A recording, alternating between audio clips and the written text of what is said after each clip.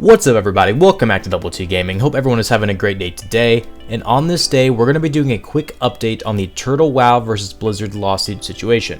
It's been actually going on close to a month now since my last video on this, which is the longest gap that we have had, and we'll talk about why that is.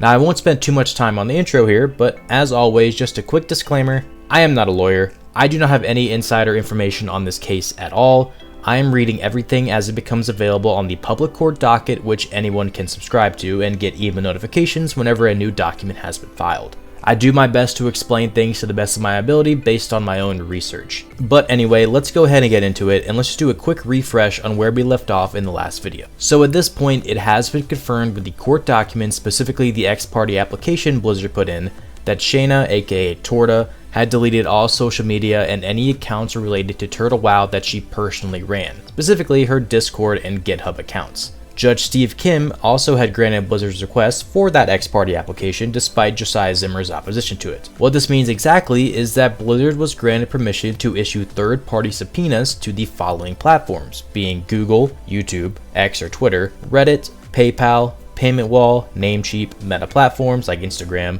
GitHub, Discord, Cloudflare, LinkedIn, Unreal Engine for Epic Games, SoundCloud, Spotify, and Apple. So basically every company behind the entirety of Turtle WoW's infrastructure, from payment processors to domain hosting to literally the custom music that they make. We also have another defendant, actually named in the case, that has made an appearance in court documents, that being AFK Craft Limited, the company which Blizzard believes actually hosts some of Turtle WoW servers. And we see AFK Craft has hired a lawyer named Daniel Marco Josephson, and they were also granted a 30-day extension for their answer to the lawsuit, now being December 3rd coming up. Okay, so now let's get into the new filings over the last few weeks.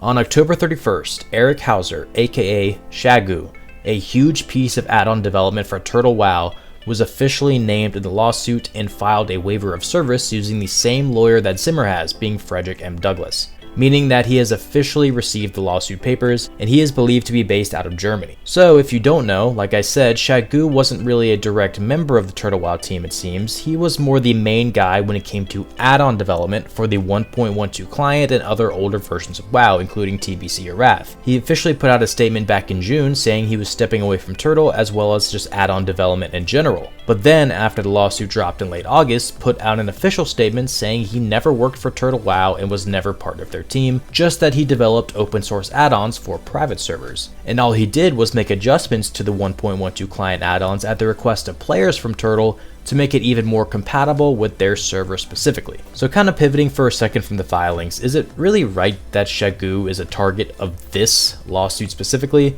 My opinion, I don't really think so, at least in terms of Blizzard versus Turtle WoW. Shagu doesn't really look like he has anything to do with the infrastructure or any of the team members at all. Is it possible that Blizzard can still go after him for developing code and add-ons for a technically illegal version of the game in a private server? Yes, but I'm not sure if this is the right place to do it. But again, I'm not a lawyer. But anyway, the notice about Shagu was filed on October 31st, and we went about 2 weeks without any new filings at all, the longest point in the case so far with nothing new. Then moving on to November 14th though, we had our first new filing, being a joint stipulation, which is basically an agreement between Zimmer and Blizzard. Zimmer is giving up the right to argue that the lawsuit is in the wrong court or wrong location. He is accepting the court's authority instead of fighting about where the case should be heard, because at one point he did try to get the case out of California and move to his home state of Michigan, while Blizzard has also agreed to drop the RICO claims that they had included in their original complaint for now, just for Zimmer. And this isn't a ruling by the judge, this is both sides agreeing to these terms. And again, this agreement is only in place for Zimmer specifically, so RICO charges are dropped just for him, but are still in place for other defendants. And Zimmer has agreed to keep his case in California. Then, a few days later, on the 19th, the judge granted that stipulation. So officially, right now, again, just for Zimmer, those RICO charges have been dropped and the case will not be moving. Then the last filing we have is on November 21st, where Josiah Zimmer and his lawyer officially put in a motion to dismiss all claims against him and him only. Zimmer is arguing that all of Blizzard's claims are just generalizing all of the defendants and not anything that he personally did himself. According to his motion, Blizzard has never alleged that Zimmer ever ran the servers, coded the servers, operated the website, took any money, or anything like that. And they're arguing that these are all just online comments, not copy copyright infringement at all. And the official hearing for this motion has been set for February 2nd, 2026 to be heard before the main judge of this case, Stephen V. Wilson. And that is all we have new in about a month or so. So just a quick summary of what we just said. AFK Craft, a company that is believed to host Turtle WoW servers, has been named and hired a lawyer in the lawsuit. Shagu, a very popular add-on developer for old school WoW clients, has also been named in the case and has hired the same lawyer that Zimmer is using, being Frederick M. Douglas, and has until December 22nd to answer the claims. A joint stipulation was granted between Zimmer and Blizzard, with Zimmer dropping the fight to bring his case to Michigan and Blizzard dropping their RICO claims against him and just him only. And Zimmer has officially filed a motion to dismiss with a hearing set for February. So, since Turtle WoW's letter to Blizzard last month, yes, there has been a bit of a slowdown in filings for the case. But the early stages of a lawsuit are always the fastest. You have the initial motions, lawyer appearances, scheduling, waivers, and all of that. So at this point though, it is safe to say that Blizzard will not be openly responding to that letter by Turtle at all.